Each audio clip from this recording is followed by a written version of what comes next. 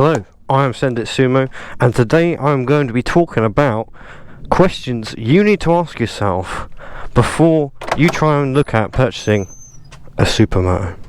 Reason 1, maintenance.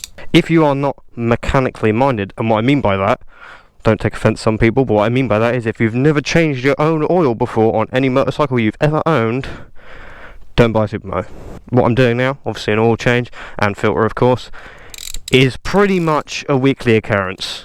Oil changes every 10 to 15 hours, valve clearances every 30 hours, and a piston change, according to the book of course, is every 120 hours. If you feel like you can't even change the oil by yourself very well, I wouldn't recommend getting a Supermoto, because you'll be having to do that more times than you can care to count when you own it. And if you were taking it to a garage to get that done every time, your bills are going to start racking up through the roof. And that brings me to point number 2. If you want to buy a Supermoto, be ready for that light to come on 24/7.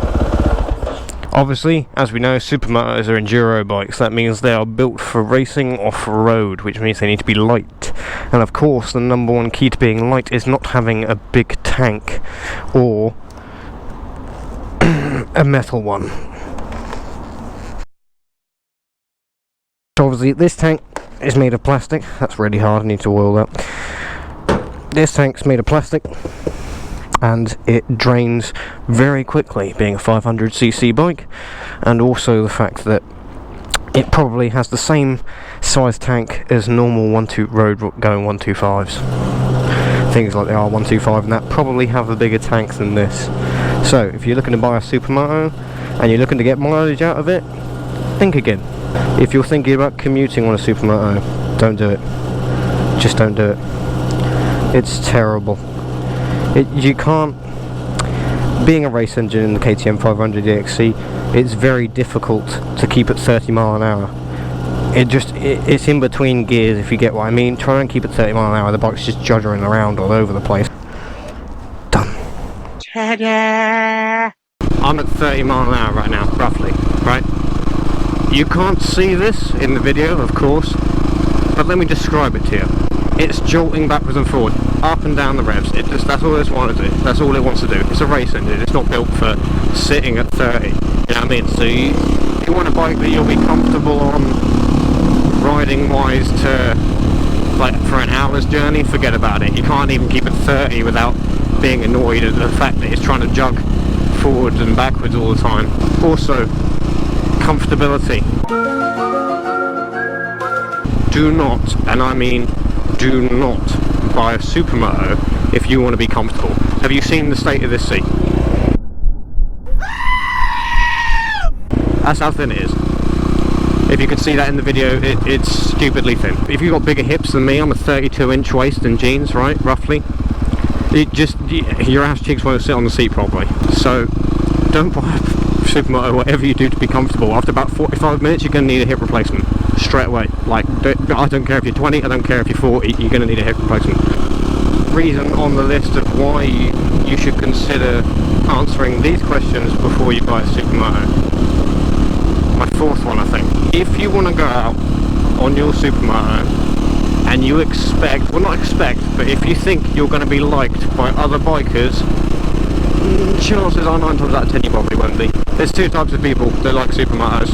There's people who don't have one, that want to release their inner hooligan, or there's people that know of Supermotos and don't want one because they think they're absolute weapons, which they are, and everyone who rides one's a childish little shit bag. Best way I can put it. Obviously those people are wrong and you should buy one, but we are all childish shit bags. But doesn't that stand for pretty much any person riding a motorcycle on the road? Who knows? I'd say so. Also, to add to that note, the general public who don't ride motorcycles, don't expect them to like you either. They probably all going to hate you as well, and probably because you're loud and obnoxious. I mean, this is a race bike, this is a enduro bike. It's loud from the factory, even with a standard pipe on it. Like, you whack a FMF like I've got on here, you're just an ASBO waiting to happen. You might as well already be wearing the ankle bracelet. It's so obnoxiously loud, in a good way. Thumpers, 500 thumpers, 450s, things like that. are all good sounds in my opinion. You know, it's great for me, but for most people, especially my neighbours, probably don't like us very much because we're so obnoxiously loud. So if you want to be liked by anyone, don't buy a Supermoto. They're just rejects, but they're fun rejects, so definitely do buy a Supermoto. If your friends have sports bikes and you want to go out with them on a Supermoto, don't. If you're going through the country roads and things like that, and they're probably going to be doing well over 100, where you are going to be maxing out probably at about, I don't know, 70 max, without stressing the shit out of your engine.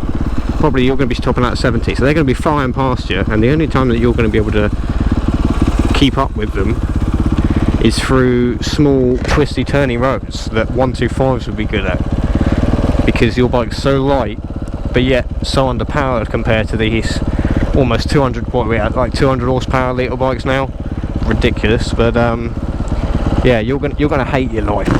My final point is, if you're going to buy a Supermoto, do not expect to keep your license easily unless you know where and when.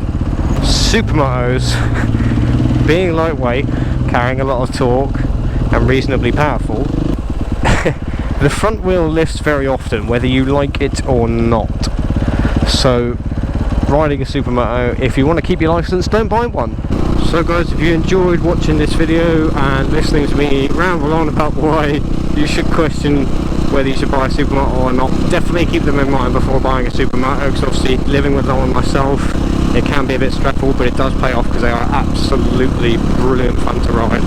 Thank you very much for watching, and until next time, don't forget to like, subscribe. Definitely need to hit up that subscriber button, because I'm only on 55. I suck for the moment apparently, and I'm not making good enough content, so this is my first step towards getting better. Cheers for watching guys.